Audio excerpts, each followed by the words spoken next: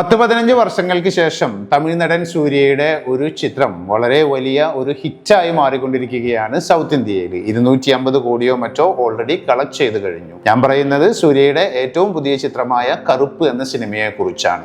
സിനിമയെക്കുറിച്ചല്ല പറയുന്നത്, ഈ സിനിമ എന്തുകൊണ്ടാണ് ധാരാളം ആളുകളുടെ മനസ്സിനെ കീഴടക്കി ഒരു വലിയ ഹിറ്റായി മാറിയത്. ഇന്ത്യയുടെ ഇപ്പോഴത്തെ നീതിന്യായ വ്യവസ്ഥ ഈ ചിത്രത്തിൽ എത്രമാത്രം ബന്ധപ്പെട്ടിരിക്കുന്നു എന്നത്. ഞാൻ ഈ സിനിമ കാണുന്നത് മധുരയിലെ വിശാൽ മാളിലെ ഐനോക്സിൽ വെച്ചിട്ടാണ്. ഒരു തിങ്കളാഴ്ച, but the theatre was full.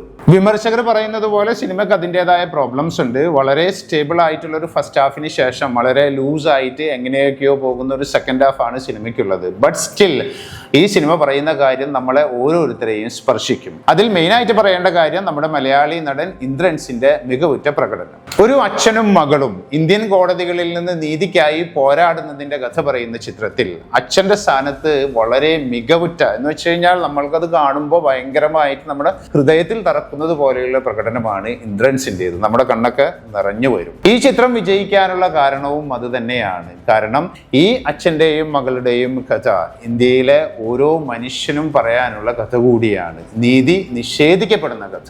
So എങ്ങനെയാണ് നീതി നമുക്ക് നിഷേധിക്കപ്പെടുന്നതെന്ന് നോക്കാം. നിങ്ങൾ ഈ വീഡിയോ കാണുമ്പോൾ ഇന്ത്യൻ കോടതികളിൽ 5.4 കോടി കേസുകൾ തീർപ്പാകാതെ കിടക്കുകയാണ്. 5,40,00,000 കേസുകൾ കാത്തുകിടക്കുന്നു. ഇത് ഓസ്ട്രേലിയയുടെ മൊത്തം ജനസംഖ്യയേക്കാൾ കൂടുതലായ സംഖ്യയാണ്. ഇതിൽ തന്നെ 1.8 ലക്ഷം കേസുകൾ 30 വർഷത്തിലേറെയായി തീർപ്പാകാതെ കിടക്കുന്നു. 3 പതിറ്റാണ്ട് ആളുകൾ ജനിച്ചു വളർന്ന് സ്വന്തം മക്കളുണ്ടായി. എന്നിട്ടും ആ കേസ് ഇനിയും ലിസ്റ്റിലുണ്ട്. എല്ലാ മാസവും കോടതികൾ കേസുകൾ തീർപ്പാക്കുന്നുണ്ട്. പക്ഷെ എല്ലാ മാസവും പുതിയ കേസുകൾ കോടതികളിലേക്ക് വന്നുകൊണ്ടിരിക്കുകയാണ്. സുപ്രീം കോടതിയിൽ മാത്രം കഴിഞ്ഞ ചില മാസങ്ങളിലൊന്നിൽ 7000-ഓളം കേസുകൾ പുതുതായി ആഡ് ചെയ്യപ്പെട്ടപ്പോൾ അതിൽ പഴയ കേസുകളിൽ നിന്ന് 5000-ഓളം കേസുകൾ മാത്രമാണ് തീർപ്പാക്കപ്പെട്ടത്. എന്ന് വെച്ച് കഴിഞ്ഞാൽ ഓരോ ദിവസവും ബാക്ക്ലോഗ് വർദ്ധിച്ചു വരികയാണ്, ചുരുങ്ങുകയല്ല. അതുകൊണ്ട് തന്നെ ലോകത്തിൽ ഏറ്റവും കൂടുതൽ കേസുകൾ തീർപ്പാക്കാനുള്ള രാജ്യവും ഇന്ത്യ തന്നെയാണ്. ഇന്ത്യയിൽ 10 ലക്ഷം ആളുകൾക്ക് 22 ജഡ്ജിമാർ വീതമാണുള്ളത്. അമേരിക്കയിൽ ഇത് 150 യൂറോപ്പിൽ ശരാശരി 220 അലഹബാദ് ഹൈക്കോടതിയിൽ ഒരു ജഡ്ജി ശരാശരി 15,000 കേസുകളാണ് കൈകാര്യം ചെയ്യുന്നത്. 1987 ലോ കമ്മീഷൻ ഇത് പരിഹരിക്കാൻ ശുപാർശ ചെയ്തിരുന്നു. 2002 സുപ്രീം കോടതി സർക്കാരിനോട് നടപടിയെടുക്കാൻ ഉത്തരവിട്ടു. ഇന്ന് 2026 ആയിട്ടും നമ്മൾ ലക്ഷ്യത്തിന്റെ പകുതിക്കടുത്ത് പോലും എത്തിയിട്ടില്ല. ഇന്ത്യയിൽ ഒരു കേസ് തീർക്കാൻ ദേശീയ ശരാശരി 9 വർഷമാണ്. ഡിസ്ട്രിക്ട് കോർട്ടുകളിൽ ലിസ്റ്റ് ചെയ്യപ്പെടുന്ന കേസുകളിൽ പലതും കേൾക്കുന്നു പോലുമില്ല, മാറ്റിവെക്കപ്പെടുകയാണ്. അടുത്ത മാസം വരൂ, അടുത്ത ഡേറ്റ് തരാം. ഡേറ്റുകൾ എങ്ങനെ മാറി മാറി പോകുമ്പോൾ വർഷവും നമ്മുടെ കയ്യിൽ നിന്ന് പതിയെ പോകുന്നു. നമ്മളുടെ പഴയ തലമുറയിൽ ഉണ്ടായിരുന്നു കേസുകെട്ടുകളും ഫയലുകളുമായി നടക്കുന്ന കാരണവന്മാരുടെ ഒരു നീണ്ട നിര. ആ നിരയ്ക്ക് ഇന്നും മാറ്റമില്ല. കാരണവന്മാർക്ക് പകരം അവരുടെ മക്കളാണ് കോടതികളിലുള്ളത് എന്ന വ്യത്യാസം മാത്രം.